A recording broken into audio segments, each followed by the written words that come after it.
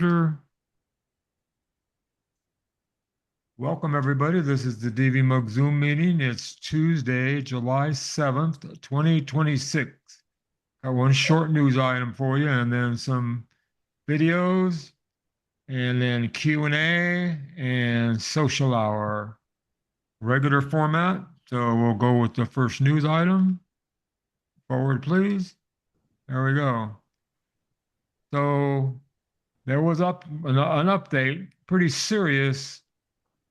No features, just security updates applied to macOS, iOS, iPad, and not a new version of OS for Sequoia and Sonoma like there sometimes is.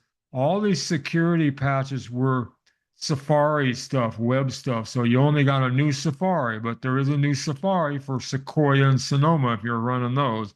Get the new Safari. It doesn't require a restart, so it's very small. So that's easy peasy. The OS is a update of the OS and does require a restart. Same with the iPhone and the iPad requires restart. So there's an article about that. Not much in the article. It's from Tidbits. If you want to read it, there's a link in the PDF in the chat or on the BBS. Questions, comments? These are going to be the videos. Got somebody say something? When was the update put out? I think it was last week. It didn't make the news, or we didn't talk about it at the Tuesday meeting last week. Thank you. So it wasn't over the weekend. I think it was in the MailChimp Sunday also. So you may have seen it in there. So it was before Sunday. So go forward to the first video. This is from Dan. I like Dan. And he talks about what are collections in the Photos app on the iPad. This would also probably apply to the iPhone and the Mac, but he's going to demonstrate on the iPad. In this video, we're going to take a look at how we manage our collections of photos and videos in the Photos app on the iPad. Our collections are where we find our different photo albums, our screenshots, our map where we can see all of our photos on a map. Let's take a look at these collections on the iPad. Now, if you like what you see here, stick around to the end. I'll tell you a little bit more about myself and how you can help support my efforts in creating these videos. All right, let's take a look at these collections on the iPad. Let's go over to my iPad. Now, the first thing we need to do is we need to open up the Photos app. This is where we're going to find all of our collections of photos and videos. So I tap on it, and it opens up. Now, there are two ways to access our collections. If you show the sidebar, you're going to see that we have my sidebar showing here. If we show the sidebar, your collections are going to be located right below your library here. All you do is just tap on that, and you're looking at your collections. Now, if your sidebar is hidden, let's go ahead and hide it. To hide it, we just tap on the little icon here, so I tap on it. And if you want to view your collections here, what you need to do is you need to tap on Collections. So we can view our collections if we have our sidebar showing or if we have it hidden. Either way, we can view our different collections. All right, so let's take a look at these collections. What am I looking at here? Well, basically what we're looking at here are different collections of photos and videos. As I mentioned in the introduction, this could be your screenshots. You're going to see I have my screenshots located down here. I tap on this and it shows all my screenshots. To go back, we tap on the little arrow in the upper left hand corner and it brings us back. If I wanted to view all of my photos on a map, I tap on Map and it's a collection of my photos on a map, and I can zoom in and out to view those photos. Let's say I wanted to view all of my selfies. I can do that as well. I tap on Selfies. Selfies is another collection, and now I'm looking at all of my selfies. So we have a number of different collections in here. And the way that we open them up is we just tap on them. So how is this organized? Well, it depends on how you have your Photos app set. What we can do is we can customize this. We can customize what shows on our collections, or basically we can customize what collections we show. Maybe that's how I should say it. Can't customize what shows in our collections, but what we can do is we can customize what collections we show. So the first thing here is we have memories. You might not have memories at the top. You might have something else at the top. I'll show you how you can change this edit order shortly. Below that, we have pinned. I'll get into pinned in a little bit as well. These are my favorite or my pinned collections. Below that, we have albums. I also have trips. This is my demo iPad, so I don't have any trips in there. And then we also have featured photos, shared albums, recent days. Keep scrolling up, we have different types of collections. In addition to that, we also have media types in collections. So here's where I can view all of my portrait photos. I can also view all of my slow-mo photos in there, or slow-mo videos, not photos. And if I wanted to view all of my selfies again, there's my collection of selfies. And then below that, I have utilities. Again, yours might be in a different order here, but here are my utilities. So utilities are your favorite photos and videos. These could be your photos that are on a map. It could also be your photos that you've imported, photos and videos that you've imported. So these are the different utilities or collections that are classified as utilities. And then below that, we have wallpaper suggestions. So I mentioned that we can edit this. Yours might not be in the same order. How do we edit this? Well, basically what we do is we just tap on reorder at the very bottom. When I tap on reorder, what I'm able to do is reorder these. So let's say I wanted to have featured photos here up towards the top. How do I do that? I just drag it up. So I just take this and I drag it up and place it where I want. So if I wanted to have media types up towards the top, I just drag it up and it's going to put those collections there of media types up towards the top. I want to have pinned at the very top, so I'm going to have pinned. These are my favorite. We'll get into pinned here shortly. I just move this up to the very top, and now my pinned are at the very top there. When we are done, we just tap on the blue check mark here, and now it is reordered. You're going to see that pinned is at the very top here. So that's how we can reorder these to place them in the order that we want to view our different collections. Now let's take a look at this pinned here. When we tap on pinned, what I'm able to do is add different collections in here. You're going to see that I have in here my favorites. I also have my photos that are on a map. And then I also have my screenshots. Maybe what I want to do is I want to remove screenshots from my pinned. How do I do that? Well, basically all we have to do is just tap on edit in the upper right hand corner. And then from here what I'm able to do is remove screenshots. Just delete it. And if I wanted to add anything else, any other collections in here, I just tap on which collection I want to add in here. So let's just go ahead and add memories here. I tap on memories, and now you're going to see that memories is located here. I want to move this up towards the top, right below favorites. So what I do is I just drag this up, and I put it below favorites. And now that is below favorites. So now when I close this by tapping on the X, you're going to see that screenshots are no longer in here, and I have my favorites as number 1, and then I have my memories as number 2. That's the order that I put them in. And they're going to be pinned at the top because I reordered it and placed these up towards the top, my pinned at the top. Now when we open up a collection, let's go ahead and open up a collection. Basically all the collections behave the same way when we open up. We tap on it to open it up, and what it's going to do is it's going to show a large thumbnail of a photo, and then below that we have all of the photos and videos within that collection. So these are all of my favorites. Let's go ahead and take a look at all of my memories. And I tap on a memory, and we can see it follows the same type of format. When I go to map, of course this is going to be a little bit different, but I tap on photos there where the location is, and I can view all of the photos within that location. That's going to be a little different format because it's on a map. But if I go to recently saved, kind of a boring collection here, but you're going to see that I can tap on them to open it up, and it shows me all of the thumbnails. So that's basically how collections work on the iPad. Collections are where we can find our different videos and photos in a specific collection, such as favorites, or maybe we want to view all of our selfies, or we want to view all of our slow-mo videos. These are all going to be in collections. To access these collections, you can tap on it in the sidebar, or if you don't have the sidebar showing, if it's hidden, what you can do is tap on collections at the top of the window. And then from there, we can reorder those collections. And if you want to pin a collection, you can also pin a collections to a special category called pinned. So that's how collections work in the Photos app on the iPad. Now, if you found this video helpful, what you may want to do is like the video. You can subscribe to my channel. You can share it with your friends and family. I also have a couple of other options if you want to help support my efforts in creating these videos. I have danstutorials.com and dansonlinecourses.com. With danstutorials.com, this is a membership-based...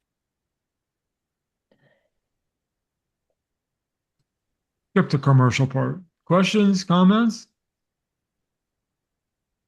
I often find Apple's decision as to what kind of category things are really annoying, and I'd like a way to just do things by my own category and ignore Apple's automatic placement of things. It's really intrusive.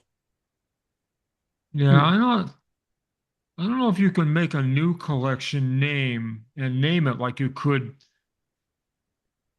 Like you can still make albums, I think, right? And you can make collections of your Can you? own. Yeah, But okay. the Can't hardwired rename ones with Apple's algorithms are they're usually way off. That's all. Depends on You what kind can- of stuff you got. it. You If you cannot don't like them, you don't rename like them. what they have so many of them. You can hide all the ones you don't like or don't use. Turn them off. You can turn them all off if you want and have no collections. So, okay, move on. Anything else? Go to the next one. I have a question. Go ahead. Is that all applicable to the iPhone also as well as the iPad? The Photos app on the iPad, the iPhone, and the Mac are all the same. So if we change it on one, it'll automatically be changed on all our That Apple is phone. correct. Everything synchronizes.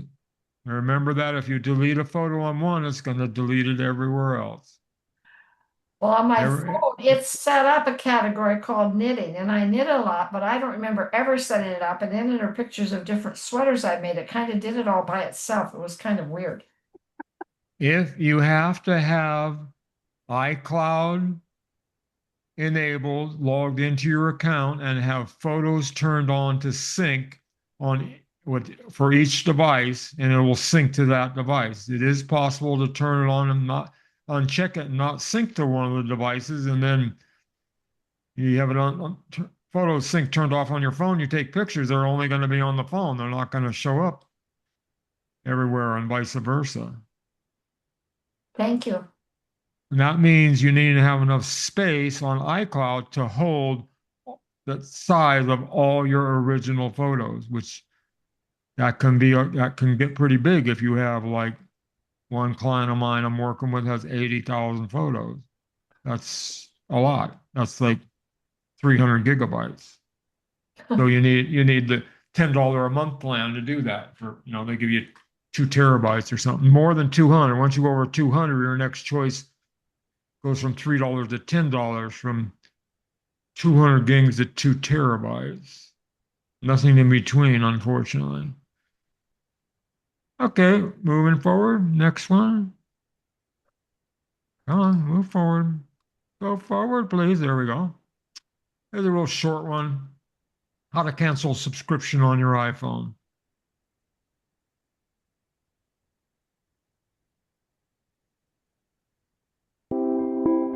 Here's how to cancel a subscription or free trial from Apple or the App Store on your iPhone. And it's canceled on all your devices signed in with your Apple account, and for anyone connected with family sharing. When you're ready, tap the subscription you'd like to cancel. Then tap Cancel Subscription. To complete the cancellation, tap Cancel Subscription again. To return to your subscriptions, tap Back in the upper left corner. Canceled subscriptions might still appear in your active list, but now show an expiration date instead of a renewal date. And that's how to cancel a subscription on your iPhone.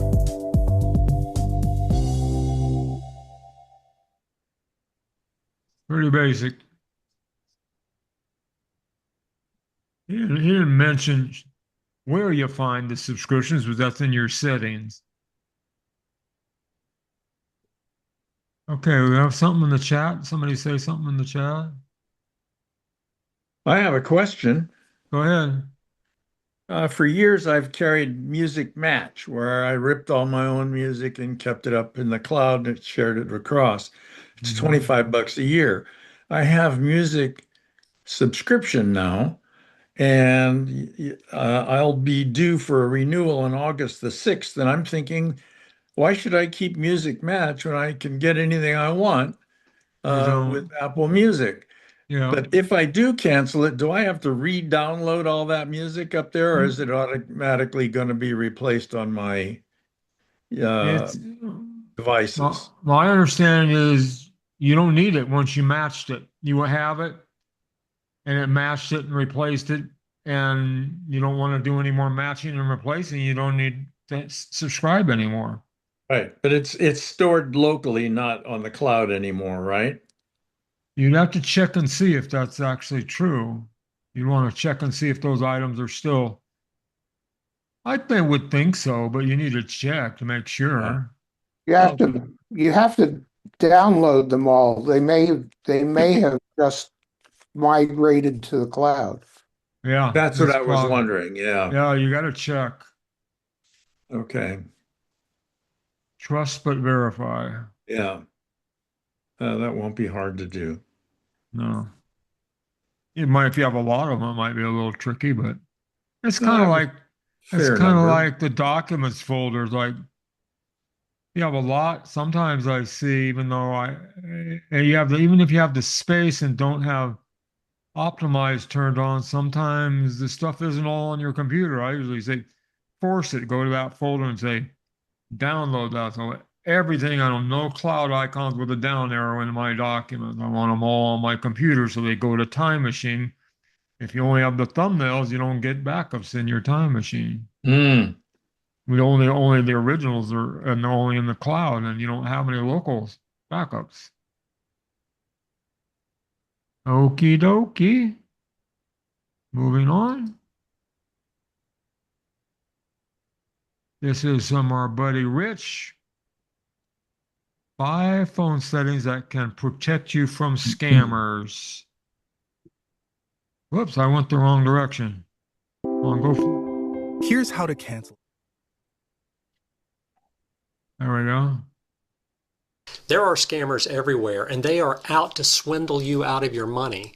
They are smooth talking, convincing, and very deceptive. Hold on. Yeah. That guy was out of frame. Yes, it was. I see if I can okay, so this is out of frame. There are scammers everywhere, and they are... It's close enough for government work. Wait a minute. Okay. Hi, this is Gary with MacBooks. Oh, yeah, I'll just play it as it is. I don't know how that got to be, but go ahead. There are scammers everywhere, and they are out to swindle you out of your money. They are smooth talking, convincing, and very deceptive.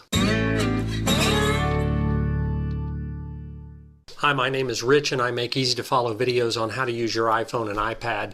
And while I've made a lot of helpful videos over the years, this video may be one of the most important. Scammers want one thing, your money, and they'll use any tool they can to get it. And probably the easiest doorway to your money is your iPhone. And that's not because your iPhone is an insecure device, it's because it's in your pocket. And scammers know that most people answer their phone when it rings or will click on a link in a text message. Now, I can't begin to cover the 50,000 ways scammers will try to get access to your bank account, but I can share with you a handful of things you can do to protect yourself right now. And these things will go a long way in creating a wall between your money and the scammers who want to steal it. So in today's video, I'll show you how to silence unknown callers, how to filter unknown senders, how to set up two-factor authentication, how to turn on stolen device protection, and how to set up fraudulent website warnings. And if you stick around to the end, I'll share what I think may be one of the most important things of all. And it's not a setting on your phone. It has everything to do with being cautious. Okay, let's get started. First, I want to show you how to silence unknown callers. This is probably my favorite anti-scam feature on the iPhone. What it does is automatically send calls from unknown numbers directly to voicemail. Unknown numbers are phone numbers that are not in your contacts list.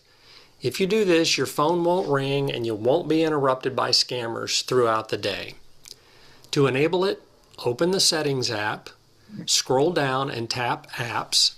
Now, scroll down and tap Phone, and then select Silence Unknown Callers. Turn that switch on, and that's it. Now, if someone calls you and their number isn't in your contacts, they will be sent directly to voicemail. And here's a quick note. If you're expecting a call from a doctor or a contractor or someone you've never spoken to before, they will also go to voicemail. The good news is that they can still leave a message and you can call them back if needed. For many people, this one setting alone can eliminate the majority of scam calls. You know, you can also filter unknown text messages. Scammers don't just call anymore. Many scams now arrive as text messages. You may have seen messages claiming that a package couldn't be delivered or that your bank account's been locked or that you owe money for a toll road. These messages are often designed to trick you into clicking a malicious link. Fortunately, your iPhone can separate messages from unknown senders. Here's how you do it. Open Settings, tap Apps, select Messages, and then scroll down until you see Filter Unknown Senders, and then turn that on. Once enabled, text messages from people who aren't in your contacts will be placed in a separate section inside the Messages app. Remember, the message is not blocked, it's just filtered into another section. So you can still get a truly important message. But this makes it much easier to identify suspicious messages and avoid accidentally interacting with them. The next thing is turning on two-factor authentication. I've been a little reluctant to include this in the video because the concept can be a little confusing and it generally requires you to have another Apple device. But if you do have an iPad or a family member has an iPhone, you're good to go. This is really a strong way to stop a scammer from gaining access to your Apple account. And here's why it's important. Even if somehow someone learns your Apple account password and they try to log in from some distant country, they still won't be able to gain access without a special verification code that's sent to one of your trusted devices. That trusted device can be your iPad or another iPhone. To check that two-factor authentication is enabled, open Settings, tap your name at the very top of the screen, and then select Sign In and Security, and then look for two-factor authentication. For most people, this should already say on. If it isn't enabled, follow the prompts to turn it on. This is one of the most effective security features available and provides excellent protection for your photos, your email, your passwords, your backups, and really all of your personal information. Next is stolen device protection. This is a newer iPhone feature that many people don't know about. Imagine that someone steals your iPhone and somehow learns your passcode. Without additional protection, they could potentially change important account settings. Stolen device protection makes that much harder by requiring Face ID or Touch ID verification before sensitive changes can be made. To enable it, open Settings, tap Face ID and Passcode, enter your passcode if prompted, and then scroll down and select Stolen Device Protection and turn it on. This feature adds an extra layer of security that can help protect your Apple account even if your phone falls into the wrong hands. Next is the fraudulent website warning. Now, many scams begin with a fake website. I mean, the site may look exactly like your bank or Apple or Amazon or any other trusted company. The scammer's goal is to trick you into entering your username and password or credit card information. Safari includes a feature that warns you before visiting many known phishing and scam websites. To make sure it's enabled, again, open Settings, tap Apps, and then scroll down and select Safari, and then scroll down again until you find Fraudulent Website Warning, and make sure that switch is turned on. This simple setting can help prevent you from accidentally visiting dangerous websites and giving away personal information. Okay, so here are my final thoughts. Remember, at the beginning of this video, I told you I'd share with you maybe the best tip of all at the end of the video. Well, here it is. The most important security feature is still you. Remember these simple rules. Never provide personal information to someone who calls you unexpectedly. Never click links in suspicious text messages. Never give anyone verification codes that are sent to your phone. And if someone claims to be from your bank or from Apple or Medicare or another organization, hang up and call the official number yourself. If you haven't already, I encourage you to pause this video and turn these 5 settings on right now. They only take a few minutes to enable, and they can dramatically reduce your chances of becoming a victim of a scam. Okay, well that's it. I hope you found this video helpful. In fact, I really hope this video saves you from being scammed. Okay, that's it for today. Thanks so much for watching, and as always, I'll see you in the next video. Okay, comments, questions? Yeah, I have a comment. I Uh-huh. mean, I get calls from Kaiser from numbers that I don't recognize, and No. there is no way that if I don't answer that, I ever get to them again. So sending it to, you Yeah. know, to voicemail and then thinking I'm going to get through again. So to me, that's just not realistic. It's a problem with doctors. They don't call from a standard phone number. They call from out of state with some service or something. So, Yeah. So yeah, I'm not using that because I would yeah, miss so many calls that I need to be able to get. So yeah. I understand what he's saying, but I'd be very, If they that would one to me call is from unrealistic. if they would call from the same number every time, you could add them to your address book. But the county does do that, and I do have them listed in my contacts. So, and it does identify them as the Contra Costa Health when they call or text most of the time. Yeah. Have you tried using the intermediate one where the phone asks who they are? Kaiser will not deal with any of that. So Sometimes it's it's not just going an to work because I automated. deal with them in different counties, so to ask who Yeah. they are, I mean, they just, they call and they're not going to deal with anything. If they can't get an answer, they just hang up. Sometimes they're actually automated calls. It's not even a human. Sometimes, yeah. But if It's it's just a doctor, then if you don't pick up, they will not deal with anything else. yeah. That's Kaiser. I don't know about others, but I'm just saying. Rick And has the same problem. John Muir Yeah, cooperates with it. they'll leave a message. Yeah. You would And think, they'll even stay on the line waiting for me to pick it up. yeah, because they've been trained by now because everybody's doing this. Yeah. I The way believe that it's I solved it with my hospital is all the phone numbers from that hospital are the same exchange. So what I did is I made an entry in my contacts and I didn't put in the last 4 digits of the phone number. So anytime that somebody from that facility calls me, my phone automatically recognizes it and lets it go through. That's good to know that that works with no. Yeah. It does. You can use it for blocking too. You can Yeah. block an entire area code. That's good. That's a good info. That's good. Okay. That's good to know. That's the way I block spammers on my server. IP address, you block the whole range. You can block, massive amounts of stuff from Germany or Russia or whatever. Jan, you got your hand up? Oh, me, I was just going to say that my doctor's office did call with one of those weird numbers, but they started leaving a message and I could hear them, so I picked up. That worked perfectly. But Yeah, I believe this is pretty common. I'm pretty sure probably Android phones have the same feature. So what's happening to them so much they gotta learn how to do that.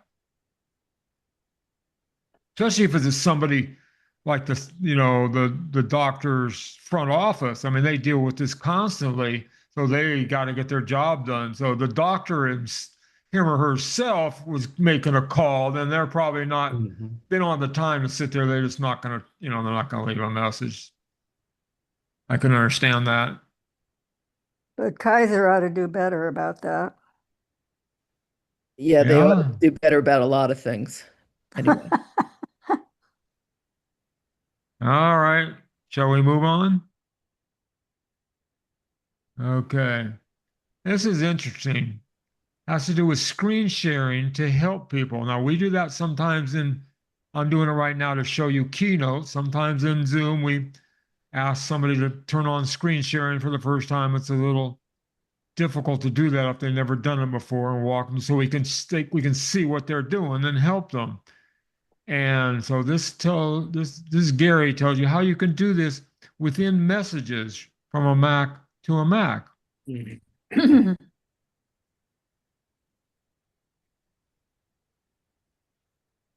Hi, this is Gary with MacMost.com. Let me show you how you can help a friend or family member with their Mac using screen sharing, but without having to set up anything special in advance. So you probably know that there are ways to help others with Macs by sharing their screen with you and then allowing you to control the screen so you can show them how to do something or help them with troubleshooting. But you don't need any special software to do this, and you don't really need to set anything up in advance. The screen sharing ability is built right into macOS, standard macOS that everybody has. And you can start it by just using the Messages app or the FaceTime app. I'm going to show you how to do it using Messages. So if you're already messaging using the Messages app with somebody else with a Mac, you can start this as well. You don't have to set up anything else. There's nothing you need to turn on in system settings. So here I am in the Messages app. And let's say I'm just going to talk to that other person. I'm just chatting with them as I might be doing normally. And this is what they see on their end. And they can chat back with me. Now, let's say they've got a problem and they know that you know Macs better than they do.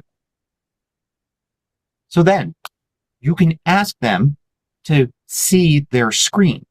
All you need to do for that is go to the menu bar right here to Conversation, and you'll find an option there to ask to share. Or they could have done it from their end by going to Share My Screen. So you can do it from either end there. I use Ask to Share here, and look at what they get on their end. It's going to launch FaceTime for me, and on their end, it'll start a FaceTime call. And once they do, they get this little box here, Choose to Share. So they can click that, and then at the top, they then click Share Entire Screen. So now they're sharing their entire screen here. And this is what I see here on my end. I see their screen in a window. And this may be all you need.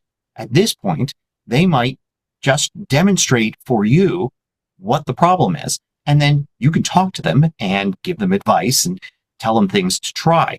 If that's all you need, that's fine. But if you want to go to the next level and actually control their screen, you can do that as well. If you look at the top here, you've got this button, click that, and that requests control. And you can see what they see on their end. They get this little dialog here, and they allow control. Now that you're controlling their screen, you can actually move things around like that, and you can click on things. You can launch apps. You can type into apps. You're basically controlling their stuff remotely. So you can go in and troubleshoot things. You can go into system settings. You have complete control over their device. So obviously you should only be doing this between two people who trust each other.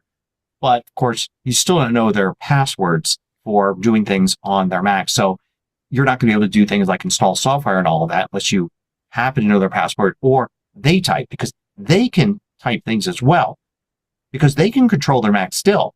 They can still use their trackpad or mouse and keyboard to do things while you're controlling it. So you can go kind of back and forth, them showing you some things, you taking over control and all of that. At any time, you could stop control with the button up here. You also can use these buttons for a few other things, like go to the app launcher and spotlight, use mission control, go and view the desktop. So you have some more controls here at the top. You've got some zooming controls here as well, all the typical screen sharing stuff. And on their end, they could always end the FaceTime call. So stop with the audio and it will stop screen sharing. But they could also go up here and they can end remote control. So that'll turn it back to fully their control and you're just watching. But they could also turn off screen sharing entirely clicking here. Or if they end control, after doing that, they can stop sharing completely like that and share is over. If you find these videos valuable, consider joining the more than 3,000 others that support MacMost through Patreon. You get exclusive content, course discounts, and more. You can read about it at macmost.com/Patreon.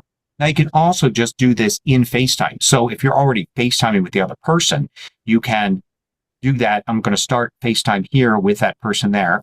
And while in FaceTime, you can click the three dots button here and you can see you can do screen sharing and have those two options here. Share my screen or ask them to share with you. And if you choose ask to share, you'll see they get the same little dialogue up at the top right corner. And it's the same process after that. And note, they didn't have to have anything set up in advance for this. If you look in system settings and you go to general and then you go down here to sharing, note that screen sharing is actually turned off. Turning that on would allow, say you, if you're using a second Mac, to be able to screen share to your first Mac. But you don't need it turned on here because FaceTime is asking permission. It's basically asking to turn it on temporarily for that one session. Now, it should be noted that this isn't perfect. Sometimes it doesn't work. Lots of security things will block this. It could be security on your home networking equipment or their home networking equipment. Could be something you've got installed on your Mac or their Mac that's kind of blocking this, or it could just be a poor or inconsistent internet connection that's not allowing this screen sharing. So sometimes it doesn't work and it just can't seem to work between two people because of one situation or the other. Sometimes it'll work, sometimes and not other times. So be aware that it's a great tool when it works, but it doesn't always work.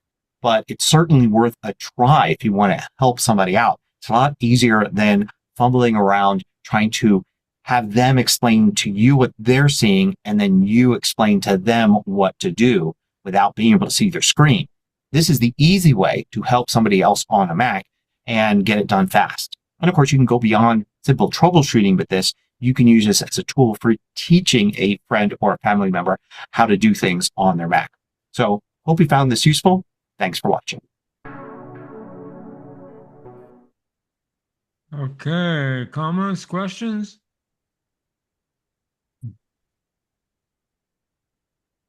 There are other ways to do this with third-party software that are legitimate and popular programs. But you got to watch out. A lot of really bad hacks to you, if you get something pops up on your screen, your Mac has a problem, call us. You call them on the phone and they have you walk you through. Must be really painful for them to install software and type their passwords so they can take control of your computer like this. They say, we're going to look at your computer, and they show you something you don't understand and say, here's the problem. And here comes the question. Okay, do you want to fix this? This is going to cost you $300. Give us your credit card. A lot of people hang up at that point, but I have had multiple people do that. I've had several people do it more than once. They didn't learn their lesson. So anytime you get a pop-up, do not ever call a phone number. You can even get a cold call on your phone. Once they get you on the phone, it's no longer a computer thing. It's social engineering. Once they get into your computer, you're going to have somebody come and look at it that knows what you're doing. Because once they're in there, you don't know what they did. Now you got to find out how they did it and remove it because it's the software they used is still there. But that's just if the messaging thing, that's Apple to Apple, that's totally secure. You know the person you're talking to, that's fine. Apple will even do this sometimes. They've been known to do this. Look at your computer. Questions, comments? Anybody ever do this? Or have somebody help them? Yeah, I had to do it with the phone. Remember, I was having problems with the 17, Yeah. and I finally got through to an Apple tech, a real human, and she was telling me to do all this stuff, which I had already done. So then she said, I need to, would you please share your Yeah. screen with me with your phone? I need to get in and see what's actually going on. Yeah. It's hard to do difficult tech support problems without seeing what somebody's doing because they don't quite know the terms you're using and you're trying to Right. explain them and you can't see what they did, what you did, and it gets frustrating without seeing. Seeing is so much better. Well, but even with that, with it being, I knew it was an Apple tech, even with that, I still got a text saying someone wants to get into your phone. Are you agreeing that they Yeah. should be able to screen share? So I even got a message outside of the phone saying this is happening. So Yeah. Well, they were why didn't they use the regular Apple way? Well, I don't understand. They wanted to see her screen. they wanted to see the Well, screen. they all do that all the time. They, I mean, I don't understand what's different about that. They have their own app. I don't know what they use, but they send you this thing, options, and you have to agree to something and Right. say I it's had to agree okay. to And let them in. Right. yeah. There is screen sharing built into the Macs. It doesn't go. He was showing you, he mentioned doing screen sharing. He showed you the Yeah. preferences where it wasn't turned on. That doesn't require messages or FaceTime that directly control your screen or look at your screen and control your screen not using FaceTime or message. That's another way. But you have to agree to that Right. when they're coming in. You always have to agree. Nobody's going to get in, except if somebody talks you into putting software on your computer to let you in, let them in so they can help you, and they're bad guys. After they leave, the software is still on your computer, so you don't know if they still have access and come in when you aren't even paying attention, sitting there. So you gotta, that ever happens to you, you really gotta have somebody look at it that can figure out how they got in and remove it. It's not hard, but I've done it many times. I I It- I had something. It's not exactly like what this was describing, but I recently got a new piece of medical equipment, and I was using that company's connection to ask questions. right? At least I thought it was, but it wasn't. It was a Oh, third-party AI yeah, thing. I yeah, got to a certain point with getting useful answers, and then they flashed up something on my screen saying, "We will now connect you with our expert in person rather than our chat bot." yeah, And then up came the message for this amount of money. yeah. So That's they're that's finding all sorts of ways in right that. now. Yeah, So the money thing is this was for my new CPAP machine, and I was rather mad at them. okay. This is a famous thing. If you have an HP printer and you go to Google and try to find HP phone number, there's more fake ones show up than the real number, and you call them and they'll talk to you and they'll want to go along and finally they'll get to play. We can do this. It always comes down, it's time to pay money. HP support does not charge you money to help you with your printer. No, and what I had absolutely legitimately looked like the vendor of my machine, and it Yeah, wasn't ever the vendor of my machine. But I got yeah, that link through the company that provided me the machine, but yeah. it sent me off anyway. I didn't install anything because I never install anything. I've done tech support for a living. but Right. this one just snuck itself in. So Yeah, Log Me In, TeamViewer, things like that are legitimate software, and you can use them for free to a certain extent, and that's what the bad guys also use it. And but it's real painful for them when they can't see your computer and you're frustrated, and you know, to get them, you got to go download the software, install it, type your password, let them in. That's not easy to do if you've never done it before. And they must be very patient at that because they do get in. right, just never read them any codes that you see presented Never to give you. them anything Never tell informational. anyone who's helping you what the code is. No. Anyway. Okay, anybody else? We'll move on to a new topic. It's from Apple. How to use Mail on your Mac, a little tutorial. Use the Mail app on your Mac to send and receive email and organize all of your messages. We'll show you how to add your email account, send an email, and search and organize your mail. Before you start, you'll need your email address and your email password. First, let's add your email account to Mail. Open the Mail app from the dock. If you're setting up Mail for the first time, a prompt appears asking if you'd like to add your Mail account. Enter your email address. We're adding a Google email account, but depending on your email provider, this process might vary slightly and you might need to follow some additional steps. When you're ready, click Continue and follow the instructions. You might need to complete additional steps like two-factor authentication. Once you've signed in, select the apps you'd like to sync with your email account, like your contacts, calendars, and notes. Then click Done. A prompt appears letting you know how you can use Apple Intelligence in Mail with priority messages, message summaries, and smart replies. Click Continue to move on. Next, choose if you'd like to turn on Mail privacy protection. This prevents email senders from learning information about your mail activity, like your location and if you've opened the email they sent you. For this example, we're selecting Protect Mail Activity. Then, click Continue to finish adding your account. Now your emails start to download. Keep the Mail app open and your Mac turned on while this happens. It might take a while, but you can continue to use your Mac and check the download progress in the lower left corner of the window. Mail automatically sorts your email into categories to help you find and manage messages quicker. To keep your messages organized this way, click Try Categories. Want to add another email account? Click Mail in the menu bar.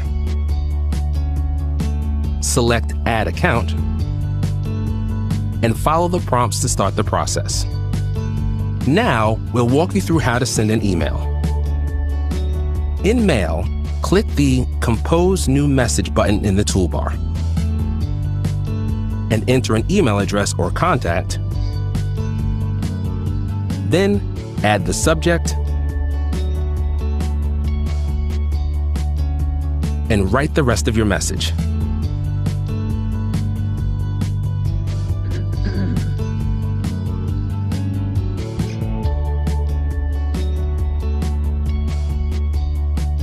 To add a document, photo, or other attachment, click the Attach button in the toolbar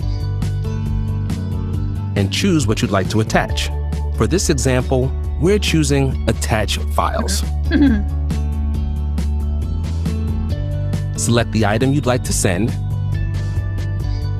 then click Choose File to attach it to your message. Click Send at the top of your email when you're ready. If you made an error in your email or sent it by mistake, you can click Undo Send within 10 seconds of sending to recall the email. If you don't click Undo Send, your message will send after a 10-second delay. Want to respond to an email? Select the email in your message list or double-click an email to open it in a new window. Then click Reply or Reply All in the Mail toolbar. Now, write your message and click Send. Once your inbox is set up, you can search your mail or organize your messages to help you find things when you need them. The Mail app organizes email messages into mailboxes, which are like folders. If you previously set up folders for your account, Mail adds them to your sidebar as mailboxes. If you hold the pointer over your account, you can click New Mailbox to add one, or click the Hide button to temporarily hide your mailboxes for that account. To show the mailboxes again, just click the Show button. To search for an email, click the search field in the upper right corner of Mail and enter a word or phrase. Mail looks for contacts, subjects, messages, and documents that match. By default, Mail searches all of your mailboxes. To search in specific mailboxes, select them in the sidebar. To organize your email, you can drag a message from one mailbox to another. That message will now only appear in this mailbox, so you can quickly find it again later. When you no longer need an email, you can delete it. Just select the message and click the Delete button in the Mail toolbar. You can click Trash in the sidebar to view deleted messages. Just empty the trash when you're ready to permanently delete these messages. And that's how to get started with the Mail app. There it goes.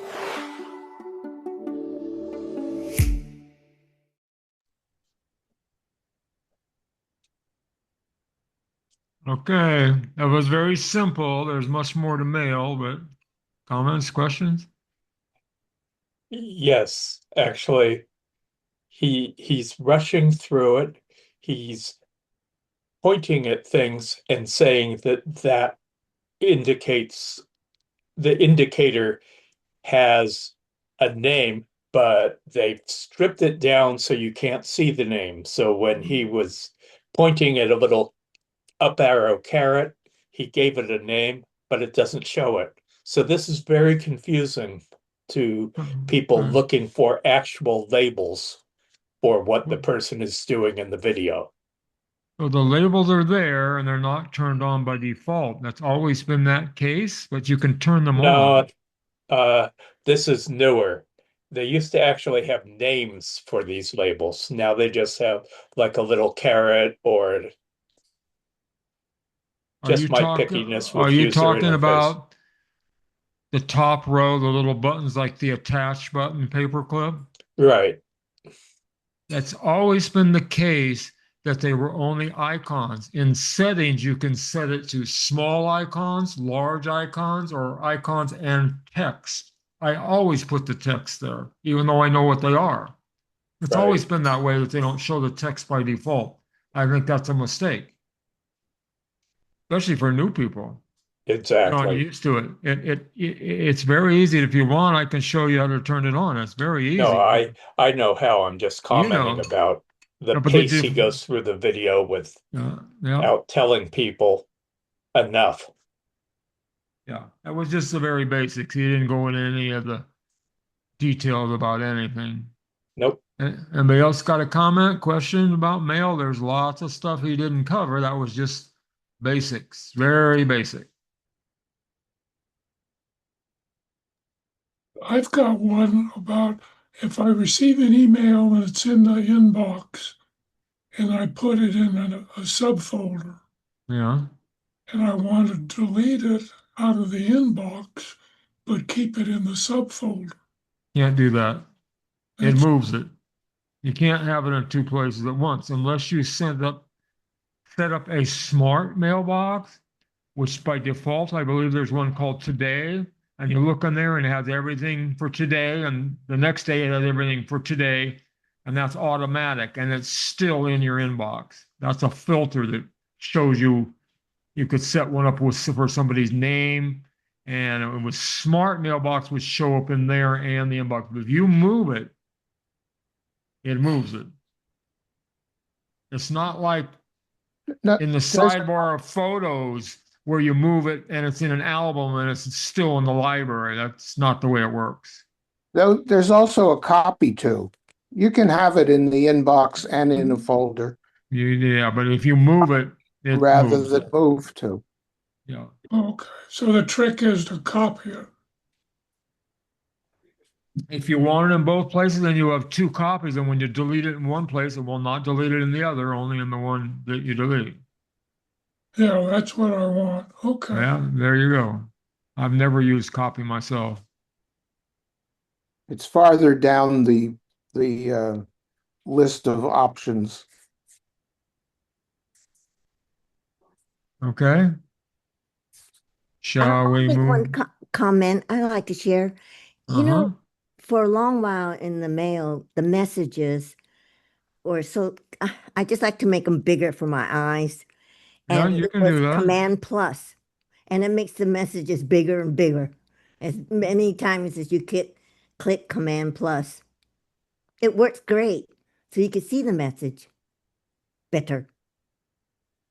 You can permanently change the size of the text in by going to settings and fonts, and you can change. There's several other things. You can change the size of the messages, and they can all be independent. The size and the font used for messages, menu bar, sidebar, all that stuff. You can set it globally for everything in there. So you don't Oh, have to do it every time and make it bigger permanently. oh, and sometimes it's just a Yeah, neat trick. yeah. You can change the size and you can change the font to any font on your computer. Oh, thank you. Okay. I think we have another one. Anybody else for mail questions? No. I think that was it, because that was the last one, because I see we're at Q&A slide. So anything related to anything we talked about, or we can move on to general Q&A? Anybody got anything to bring up? So at this point, we will do what the screen says. We're going to stop this recording, and DVMUG members know they can get the next recording with a link on the BBS. And we will then stop this recording by going to this and say stop recording.